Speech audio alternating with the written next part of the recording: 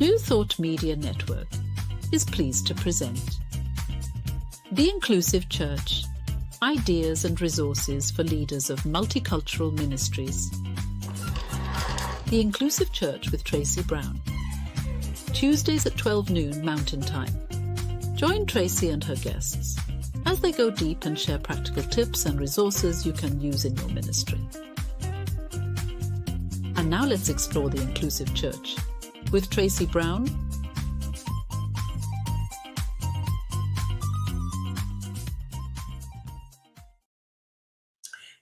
Hey everybody, it is noon Mountain Time and it is Tuesday, so that means it's time for the Inclusive Church. If you're with me live today, then please feel free to put in the chat where you're dialing in from, and if you're watching the recording, actually you can also put in where you're dialing in from. I'm always curious who's watching and where they are living or traveling or hanging out with me, whether it's live or by recording.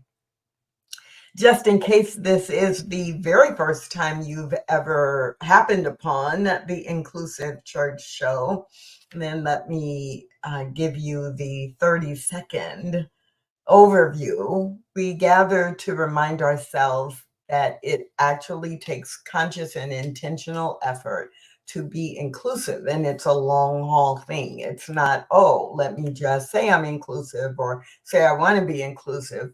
What is it that I need to do? So we look at what it takes to have spiritual communities where oneness does not require sameness, which is the subtitle of my book, Stained Glass Spirit. And we think about it and approach it from the perspective that leaders in all roles in a spiritual community are required to be inclusive. So when I say leader, I'm not just talking about ministers.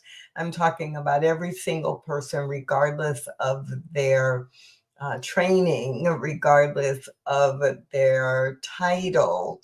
All people who are leaders of a ministry team, serving on a board of directors or trustees, people who show up to coordinate or design programs, people who are teaching classes, all of those groups of people and so many more are the leaders who I'm thinking about when I am talking about the issues, the topics, and opportunities on this show.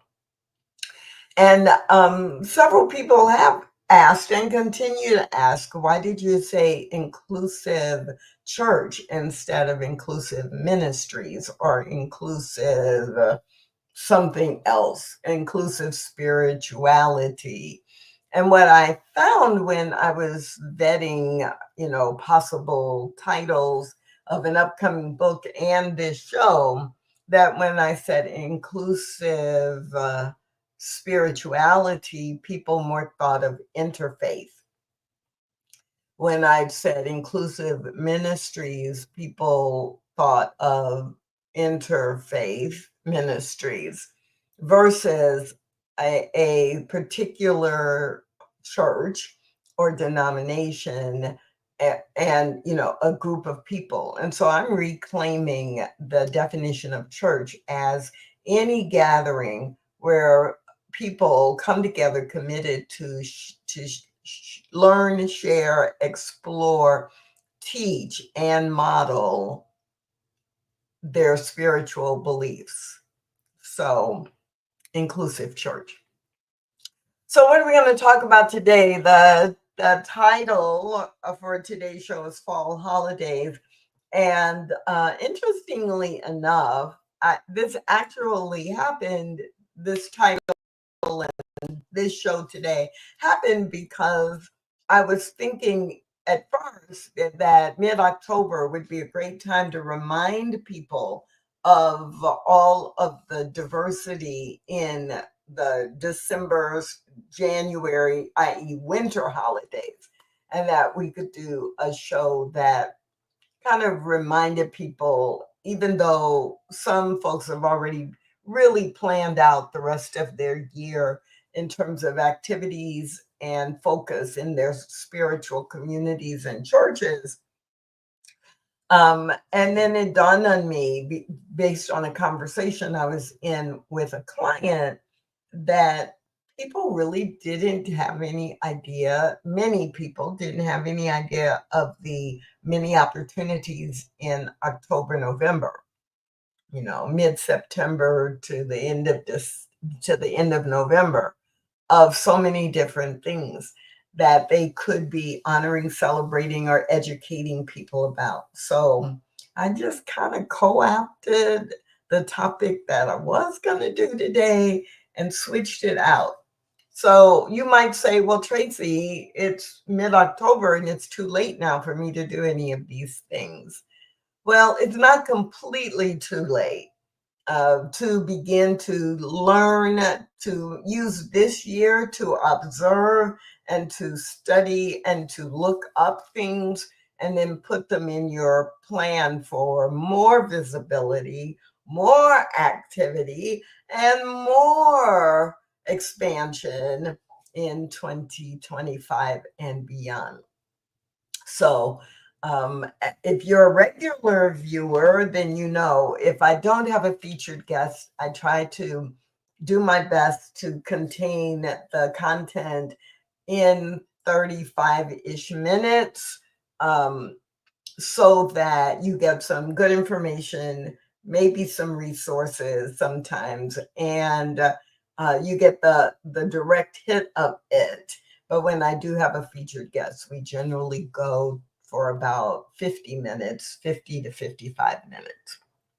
So today, even though I am my own guest, you just got me. So let's dive in. Let me give you about 25 minutes of ideas and information about the fall holidays.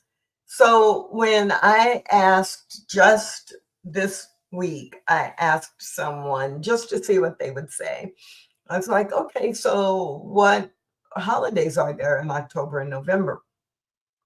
And they said to me, Halloween and Thanksgiving. I was like, oh, isn't there something else? What else? Anything else you can think of? And they're like, well, Halloween and Thanksgiving and getting ready for Christmas. And Black Friday, that's in November. And I was like, wow, it's so evident what we're socialized to focus on. And of course, this was someone who lives in the US. And so then the other thing that happened was I was doing a workshop for a client organization. And it was online, and I always do an icebreaker. And so I decided, well, let me make the icebreaker, um, you know, the kind of the same question. So I did this workshop twice, and on the first time of the workshop, the first day of the workshop, I said, "What's your favorite fall holiday or tradition?" And I would say literally 50% of the people said Thanksgiving, and about 10 or 15% said Christmas. And then a few people listed some other options. Um, And then the second group, I changed it because I got so many people saying Christmas, and I was thinking that's a winter holiday, not a fall holiday. So I changed the icebreaker question to what is your favorite October or November holiday or cultural celebration. And so I didn't get any I got one Christmas and one person who said preparing for Christmas, like decorating their home for Christmas. And but nobody just said, there wasn't a group of people that said Christmas. But again, I got a few Halloweens, a lot of Thanksgivings, and a couple of birthdays. And so and that's what really tipped the scale for me and said, no, Tracy, you need to talk about this a little bit on the inclusive church, because even though as churches, we don't necessarily celebrate all of the secular holidays. But what I've noticed is that we often do, or we weave them into our stories and our examples because it's timely, because that's the month that comes up in our society or culture wherever we live. We tend to look at what's happening in the bigger culture and then use that as a stepping off point for the examples we use to teach a lesson or to demonstrate a spiritual principle, right? And so the examples I'm going to use are United States, USA examples, and North America, a little North America and beyond the US. And some of them are more worldwide, but I'm mainly focused on the US for this conversation. But what I hope is if you live outside of the US, or if you engage with a global audience, or you have members and people who participate in your programs from other countries beside the US or in addition to the US, that this will inspire you to actually tap in and get curious about what other holidays or cultural traditions or important ideas and concepts you might connect with during the months of October and November. So we'll just check Halloween off the list, and we'll check Thanksgiving off the list pretty quickly. Many of our spiritual communities have a Thanksgiving themed dinner or service or gratitude circle type of event during November, or in our themes in November, we even use Thanksgiving as a theme. We often, if we're in the US, are not aware of, there is Thanksgiving in Canada, but it is not the fourth Thursday of every month. And so, of every month, it is not the fourth Thursday of November, right? But you want to go back to November 1st and see, oh, is there something we can do if we are serving Canadians? Do we want to honor that? Or even if we don't know that we have Canadians in our community, then is it something when we want to bring to the attention of our members and our guests, especially if I live in the Pacific Northwest, or if I live in the Northeast, or if I live in Detroit, or if I live somewhere where there's a lot of cross-border activity related to, then I want to relate to some of the holidays that are common, or some of the celebrations that are common across the border. Halloween, yes. I know a lot of churches that on the Sunday closest to Halloween, they have the kiddos dress up in Halloween costumes, or the adults. And again, that's not a religious holiday, but it's such a pervasive holiday in the US culture that a lot of times we focus on that. And for a long time, probably at least 15 years now, maybe longer than that, I've always wondered why in our churches we make a big deal out of Halloween, but we do not, in many cases, we do not bring up Dia de los Muertos. So the whole idea of there's a lot happening around the same period of time when we make a choice and we choose Halloween, but we don't even mention Dia de los Muertos, then it actually doesn't demonstrate inclusivity. And excuse me, I'm not fussing at you. I'm just pointing it out as, wow, do we even know what it is? Do we know why? Because it actually has a very spiritual foundation. So, okay, Tracy, back up. You said Dia de los Muertos twice, but you haven't said what it is. And there could be somebody listening who doesn't know. So, or maybe you've heard of it referred to as the Day of the Dead. And no, I'm not going to give you like the whole deep version because I do want you to go look up and read more about it.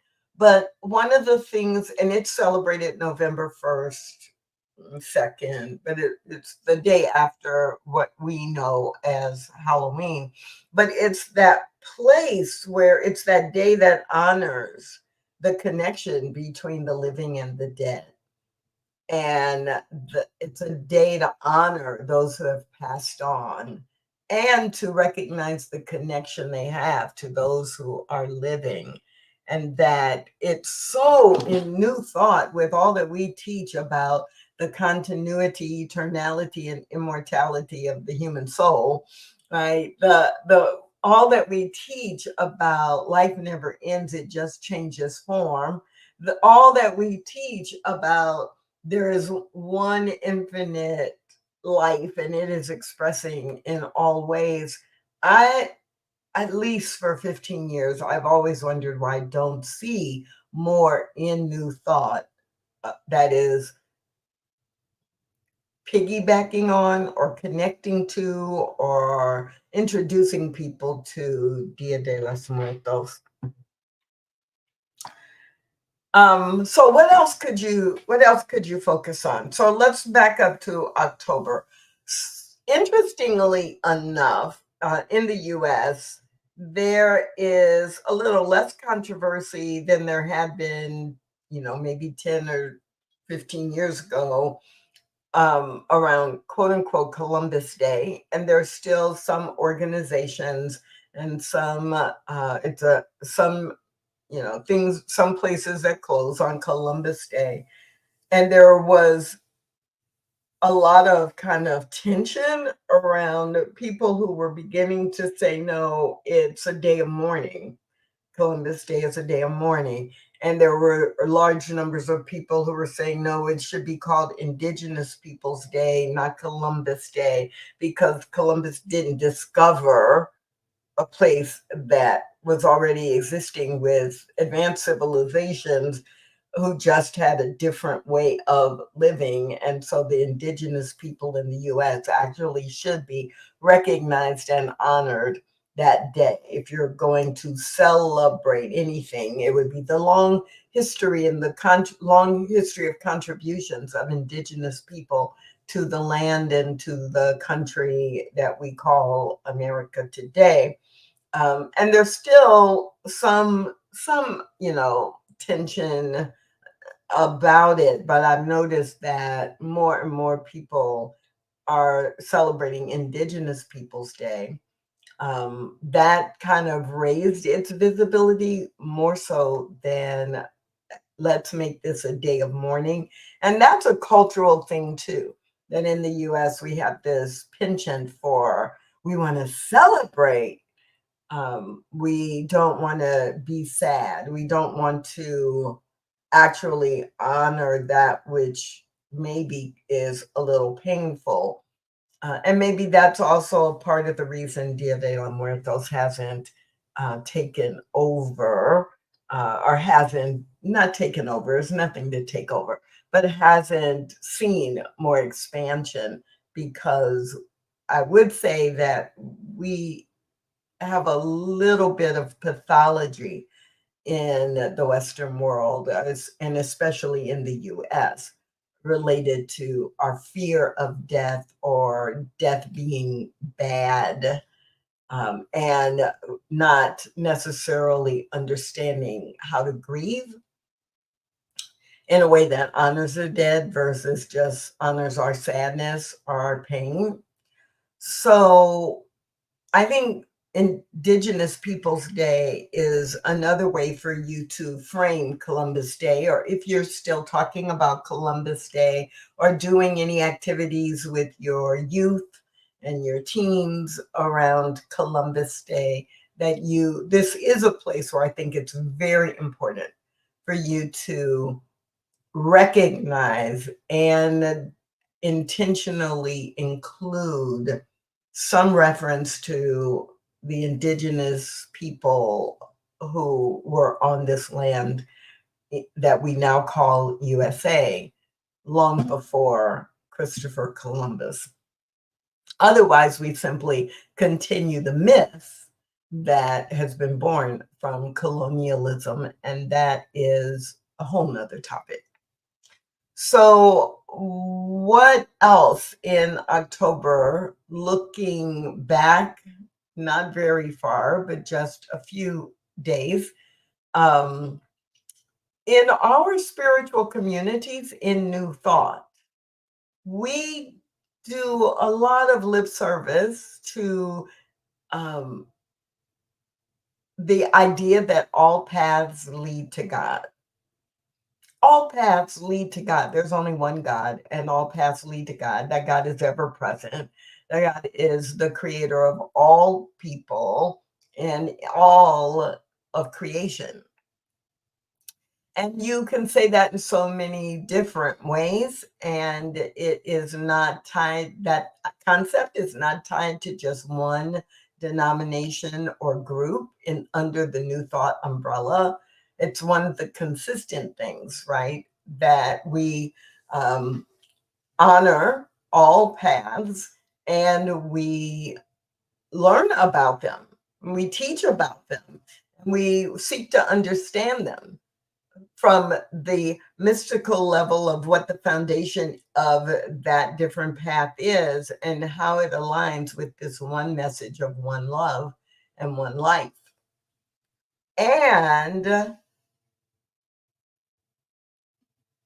many, if not most, of our spiritual communities and New Thought just seem to ignore. No, ignore is not the right word, because if you ignore something, you know it's there. And you, for whatever reason, you consciously say, I'm not going to look at that, or I'm not going to talk to that person, or I'm not going to acknowledge their presence. And so I don't think it's that kind of intentional thing with the high holy days in the Jewish faith, which can happen anywhere from mid-September to mid-October. But this year they were in October. Rosh Hashanah and Yom Kippur were both in October. And how many of us can raise our hands and say, oh, yes, in our spiritual community in late September, we included a reference to Rosh Hashanah and Yom Kippur in our Sunday talk, or in a message, or we used the stories. We used an ancient Jewish story as one of our examples, and then made a verbal reference to, or we included quotations in our newsletter. and did something to honor the high holy days in Judaism. And so it's not just the cultural celebrations, it's also looking beyond what are the things that everybody assumes you will celebrate, Halloween and Thanksgiving, and saying, oh, because we are inclusive of people who have all different backgrounds, let's look at a few different things. So I'm going to move to November, and I've already talked about Thanksgiving, already mentioned de los Muertos. What else is there? So there is Veterans Day, and I have been informed about a few communities that, actually do some celebrations, especially if Veterans Day falls very close to a Sunday. Then they may honor their veterans by giving them a flag or giving them a cupcake or giving them, some recognition, having them stand up in their weekly service if they're in person. And online, I do know, I am aware of a number of communities that have done special things in their newsletters or on their social media related to Veterans Day. So I would add that on the list. But two things that I haven't seen very many communities do, and I could just be missing it. But one is Diwali, and looking at the culture. And Diwali is a festival of lights. And so it actually does lead us into a lot of the things that we say we celebrate in December, but the message is the same, or the message is similar. And many of us in our New Thought spiritual communities know very, very, very little about Diwali. But we have members who do know, because if you are serving a membership, right, that is multi-ethnic, that have been born in different places, or their families culturally celebrate Diwali and you never mention it, I think you're missing an opportunity to demonstrate how inclusive you want to be and how inclusive you are trying to be. And there's so many other things I could mention, but honoring the goal for 35-ish minutes, I'm simply going to mention the Transgender Day of Remembrance, November 20th, 21st? No, 20th. The Transgender Day of Remembrance allows us to remember those who have been killed through violence, who identify as transgender. And around the world, this is a global day of remembrance. And every year, to see the pattern of people who are killed for being there or being committed to expressing their authentic self, many of our communities miss the opportunity, because either we don't know a lot about it, some people have never even heard of it, and or we think, well, we don't have anybody in our spiritual community. There's nobody at our church who's transgender. Why would we recognize that or do a vigil or hold a prayer or, provide any education? However, in reality, you may have someone in your community who's transgender and you don't know it, but you definitely have people in your community who have friends or family members or neighbors or coworkers who are transgender. And what you're partially doing is teaching them also how to honor and recognize people who are different from them. So I'm going to mention those. And then the only other thing I'm going to mention today, right now, is in addition to individual days, pay attention to what there are themes every week and every month. Like in October is Breast Cancer Awareness Month. And October also is the Mental Health Awareness Month. Like every month, there are cultural themes, health related themes that you might want to build on instead of building on the same idea or the same concept that you've been building on for year after year after year after decade after year after decade after, right? And you have lots of options. So what I hope this does is inspire you and educate you to not educate you, but inspire you to get more education about different options that you might have as you design your programs, your activities, as you write your Sunday talks, as you teach classes in October and November next year. And I will just say that, November isn't here yet as I'm recording this. So you might have time to build in something a little bit different into your November plan, and then you would be able to expand on that next year. So before I close, I want to share a trailer with you of a film that is just being released, limited release around the US.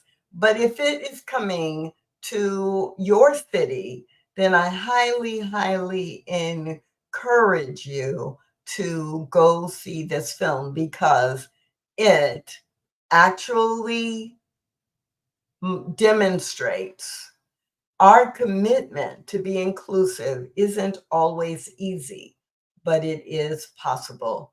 Please watch this trailer for the film Leap of Faith.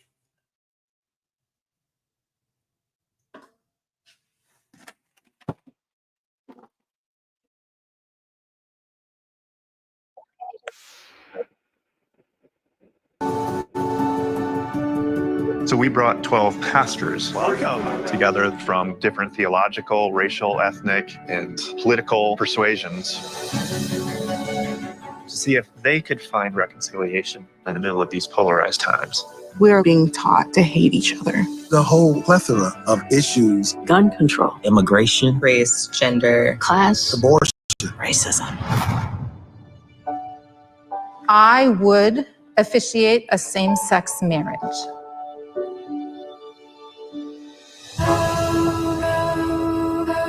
There are times that the Spirit has to disrupt our patterns of living. Why can't we be who we are and that be okay to the next person? Why are we trying to make everybody believe and feel the same way? Seeing the responses to that was a lot more painful than I expected. I think people love and respect you more when you let them know you're human. The fact that we disagree is not insurmountable. You be who you are, I'll be who I am, and we'll find a way through together. Amen. Preach, preacher.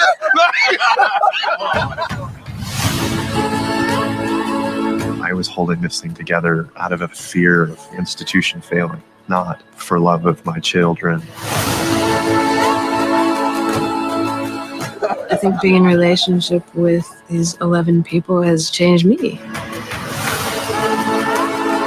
What would it mean if all of the polarization, fragmentation, and conflict were actually this amazing opportunity for the gospel?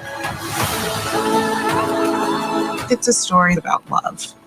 Can people actually love each other beyond tolerance? That's a holy thing.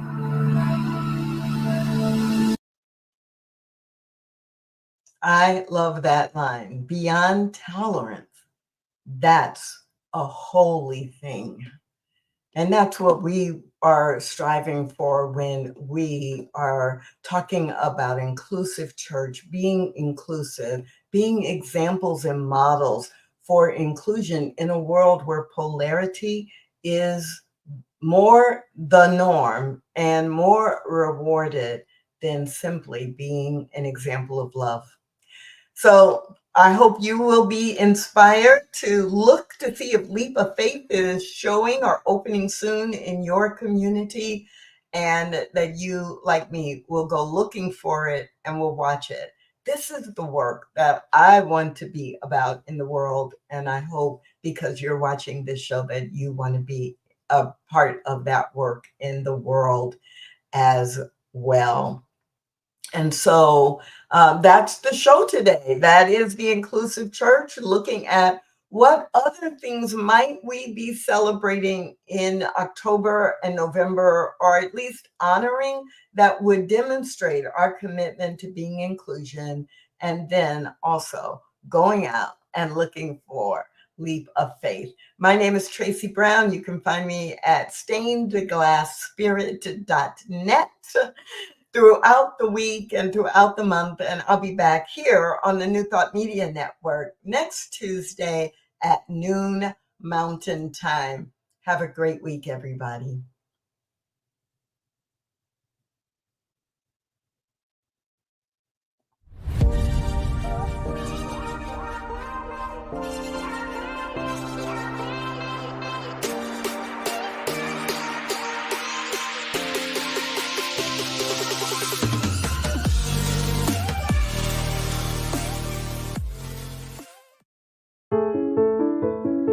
New Thought Media Network.